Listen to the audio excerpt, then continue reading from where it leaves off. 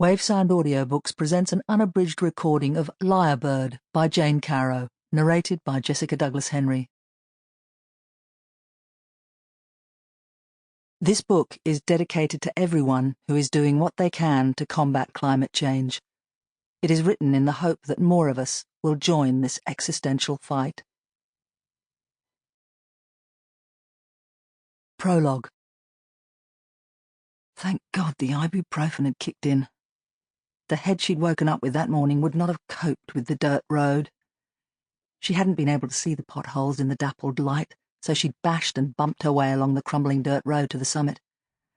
Forget her head, had her compact four-wheel drive coped with it.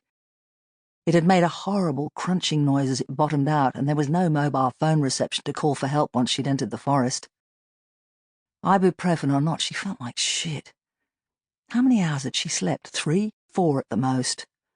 And how many drinks had she downed at the bar on the hill? The last couple of hours before she'd staggered home to her flat were a blur.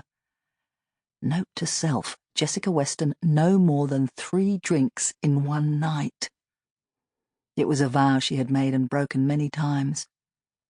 There was a bloke who'd pestered her, she remembered, and she'd been irritated when he wouldn't take no for an answer. But he must have done eventually, given she'd woken up alone. She'd been out for the count when the alarm rang at 6:30 a.m. When she'd collapsed on her bed the night before, she had forgotten to turn the bloody thing off. She'd set it yesterday afternoon so she'd wake up in time for her field trip into the Barringtons. My sober self getting the jump on my drunk self, she thought. Bloody birds, I hope they appreciate the efforts I'm making to aid their survival. The branches of the hide were digging into her back. She folded her rain jacket into a cushion and leant against it. It helped, a little. Fortunately, field work wasn't particularly taxing. It could be exciting if she caught a rare bird in her lens, but in the meantime, all she had to do was let the camera positioned just outside the entrance to the hide do its job. She was well prepared for a long wait. She had a blister pack of painkillers, a packet of sandwiches, lollies, some chocolate biscuits, a thermos of hot coffee, and nothing to do but wait. The day was warm for July, and the forest alive with birdsong. Despite her hangover, it was lovely to be completely alone in this beautiful place.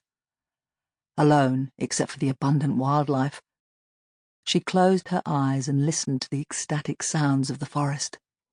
At least, that's how it always sounded to her, as if the world was bursting with joy. Yes, she knew nature was red in tooth and claw, but every time she went out into the bush, she felt this bliss. Sample complete. Ready to continue?